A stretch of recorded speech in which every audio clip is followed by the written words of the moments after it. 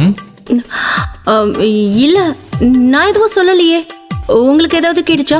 இல்லை, எனக்கு ஒன்றும் கேட்கல, அதான் உங்ககிட்ட கேட்குறேன். இல்ல, எனக்கு ஒன்றும் கேட்கறதுக்கு இல்ல. சரி, கேட்கணும்னு தோணுனா கேளு. பின்னர் யுவராஜ் ஜனனியிடம் தான் கேட்க வந்ததை கேட்டான். சரி சொல்லு, நீ என்ன பேர் வச்சு கூப்பிடுவ? நான் உங்களை மிஸ்டர் யுவராஜன் தான் கூப்பிடுறேன். அதற்கு அவன், அது நான் உன் பக்கத்தில் இருக்கிறப்போ நீ அப்படிதான் கூப்பிடுவ. அப்படி நான் உன் பக்கத்தில் இல்லாத நேரத்துலலாம் நீ என்ன பேர் வச்சு கூப்பிடுவ? அப்பவும் நான் உங்களை மிஸ்டர் யுவராஜன் தான் கூப்பிடுவேன். பொய் சொல்லாத பிரின்சஸ், உண்மையை சொல்லு, என்ன பேர் வச்சு கூப்பிடுவ? I am waiting. சொல்லு சொல்லு. அது நான் உங்களை எதுவாக இருந்தாலும் பரவாயில்ல, சொல்லு. டெவில்.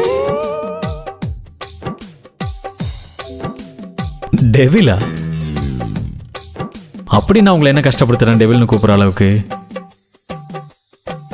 நாள் முழுக்க காஞ்சரிங் பேய் மாதிரி மூஞ்ச உருன்னு வச்சுக்கிட்டு சுத்த வேண்டியது, மத்தவங்கள கடுப்பாவாங்கல்ல, பச்சை குழந்தை மாதிரி கேக்குறத பாரு. சொல்லு. என்ன அதுக்கு கல்யாணம் பண்ணீங்க? ஒன்னொன்னும் கல்யாணம் பண்றதுக்காக கிட்னாப் பண்ணிட்டு போலியே. நீங்க என்ன ஃபோர்ஸ் பண்ணீங்கல்ல? இல்லையே, உன்னை யாரும் ஃபோர்ஸ் பண்ணலையே. அப்ப நீங்க பண்ணதுக்கு பேர் என்ன? பிடிச்சிருந்தா இந்த ஜென்மத்திலே வாழ்ந்து பாத்துறணும். அப்படியே பிளேட்டை மாத்தாதீங்க. உண்மையதான் சொல்றேன். எனக்கு பிடிக்கணுமே. நாள் ஆக ஆக எல்லாம் பிடிக்கும். எடுத்த உடனே கல்யாணம் பண்ணா யாருக்கு பிடிக்கும்? பசங்களுக்கு ரொம்ப பிடிக்கும்.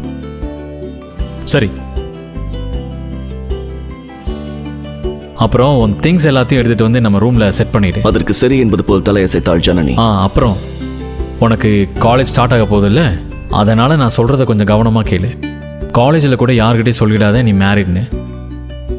அப்புறம் முக்கியமா என்னை பத்தி யார்கிட்டையும் வாயை கூட திறந்துடா. இதை கேட்டதும் ஜனனி மனதிற்குள், ஆமா, அப்படியே இதை நான் எல்லார்கிட்டயும் சொல்லிட்டாலும் என்று எண்ணிக்கொண்டிருக்கும் பொழுது அவன் மீண்டும் ஏதோ சொல்ல வருவதை பார்த்து காத்திருந்தாள் ஜனனி. என்ன காரணமா வச்சுக்கிட்டு உன்னை எல்லாருமே கிண்டல் பண்ணுவாங்க. அதனால தான் சொல்றேன், இதை பத்தி யார்கிட்டயுமே சொல்ல வேண்டிய அவசியம் இல்லைன்னு. அவன் கூறியதை கேட்ட ஜனனி தலை நிமிர்ந்து அவனை பார்த்தாள். நான் யார்கிட்டயும் சொல்ல மாட்டேன். அதை கேட்ட யுவராஜ் கூறினான், எனக்கு உங்க காலேஜில் என்ன நடந்தாலும் தெரிஞ்சிடும். யுவராஜ் அவ்வாறு கூறியதும் ஜனனியின் முகம் மாறியது. நான் எதுவும் சொல்ல மாட்டேன், காவியா சொல்லிட்டா.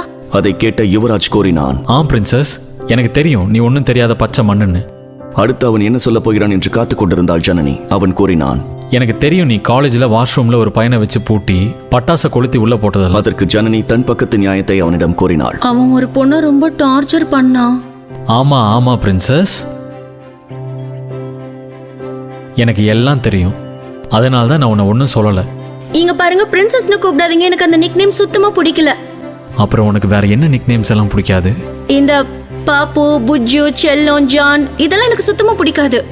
அவன் அவ்வாறு சொன்னவுடன் அவள் இடுப்பை பிடித்து அவளை இழுத்தான். ஜனனி அவனின் பிடியிலிருந்து விலக முயற்சி செய்தாள். ஆனால் அவன் அவள் முகத்தினை வருடிவிட்டு கூறினான், அப்ப நான் உனக்கு உன்னோட ஸ்டைலே நிக் நேம் சொல்லட்டுமா? பைத்தியம், லூசு, ரத்த காட்டேரி, பிசாசு. எப்படி இருக்கு? உனக்கு நீ வைக்கிற டைப்லயே வச்சிடலாமா? இதெல்லாம் ரொம்ப தப்பு. டெவில்னா அப்படிதானே இருப்பான். இப்ப என்ன சொல்ற? யுவராஜ் அவளை இருக்க அணைத்திருப்பது ஜனனிக்கு பிடிக்கவில்லை. அவனின் பிடி மிகவும் இறுக்கமாக இருந்தது. விலக முடியாமல் தவித்த ஜனனி தன் மனதிற்குள் நினைத்துக் கொண்டாள், அடுத்த தடவை இவன் பக்கத்துல வந்து ஓடிட வேண்டியதுதான்.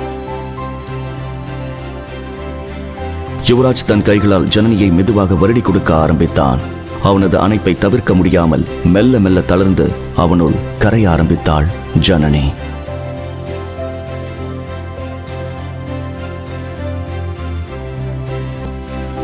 மறுநாள் காலை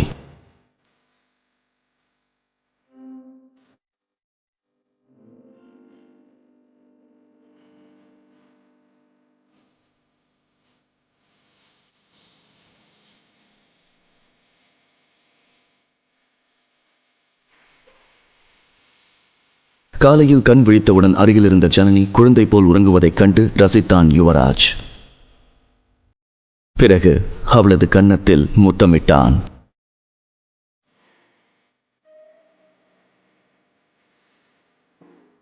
அவளை சிறிது நேரம் ரசித்துவிட்டு அங்கிருந்து கிளம்பினான்.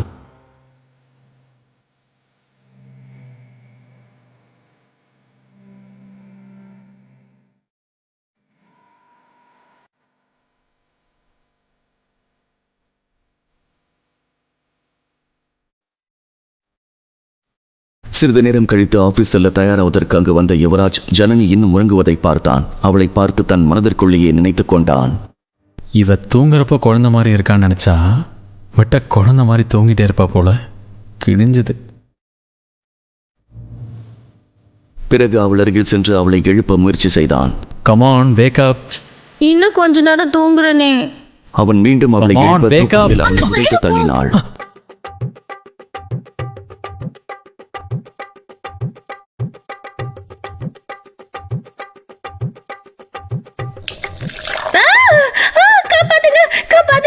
அதை கேட்டு யுவராஜ் ஜனனியிடம் கூறினார். Good morning.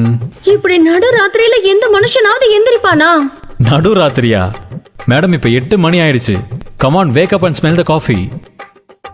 பாதி உலகமே வேலை பார்த்துக்கிட்டு இருக்கு. அவன் சொன்னதை கேட்டு ஜனனி சலிப்பாக கூறினாள். அப்போ மீதி உலகம் தூங்கிட்டு தானே இருக்கு. மேடம் அவங்க தூங்குறதுக்கு காரணம் அங்க ராத்திரி. யுவராஜ் கடுப்பாக இருந்த ஜனனியை பார்த்து கூறினான். அண்ட் லிசன், நாளையில இருந்து சீக்கிரமா எழுந்திருச்சிரு. அப்படி இல்லைன்னா தூக்கிட்டு போய் டைரக்டா பாத் டப்ல போட்டுருவேன். Got it? யுவராஜ் சொல்வதை கேட்ட ஜனனி புலம்பிக் கொண்டே சொன்னாள். இன்னும் கொஞ்ச நேரம் தூங்குறனே. நாளையில இருந்து காலேஜ் இருக்கு. காலேஜ் இருக்கோ இல்லையோ நீ சீக்கிரமா எந்திரிச்சு தான் ஆகணும். அவன் சொன்னதை கேட்ட ஜனனி மெதுவாக கூறினாள். இவன் உண்மையாவே டெவில் தான். கொஞ்ச நேரம் கூட தூங்க விட மாட்டான். யுவராஜ் ஆபீஸ் செல்ல ரெடி ஆவதற்கு வேறு அறைக்கு சென்றான். ஜனனி இன்னும் எழாமல் அங்கேயே இருந்தாள். இந்த கேள்விகளுக்கு பதில் தெரிய நீங்க இந்த சிம்பிளான ஒரு வேலையை செய்யுங்க. உங்க ஸ்கிரீன்ல தெரியுற இந்த ப்ளூ கலர் இன்ஸ்டால் பட்டன் மேல கிளிக் பண்ணுங்க. அங்க கிளிக் பண்ண உடனே உங்க மொபைல் ஸ்கிரீன்ல பிளே ஸ்டோர் பேஜ் உங்களுக்கு தெரியும். இப்ப பாக்கெட் எஃப்எம் ஆப் கீழே இருக்கிற இன்ஸ்டால் பட்டன் மேல கிளிக் பண்ணுங்க. அதுக்கப்புறம் ஓபன் பட்டன் மேல கிளிக் பண்ணி உங்க மொபைல் நம்பரை பாக்கெட் எஃப்எம் ஆப்ல ரெஜிஸ்டர் பண்ணுங்க. அவ்வளவுதாங்க. இப்போ உங்களால நம்ம பாக்கெட் எஃப்எம் ஆப்ல இருக்கிற எல்லா பிளாக்பஸ்டர் ஷோஸையும் ஈஸியா கேட்க முடியும். எதுக்கு வெயிட் பண்றீங்க? உடனே டவுன்லோட் பண்ணுங்க பாக்கெட் எஃப்எம். Dear double.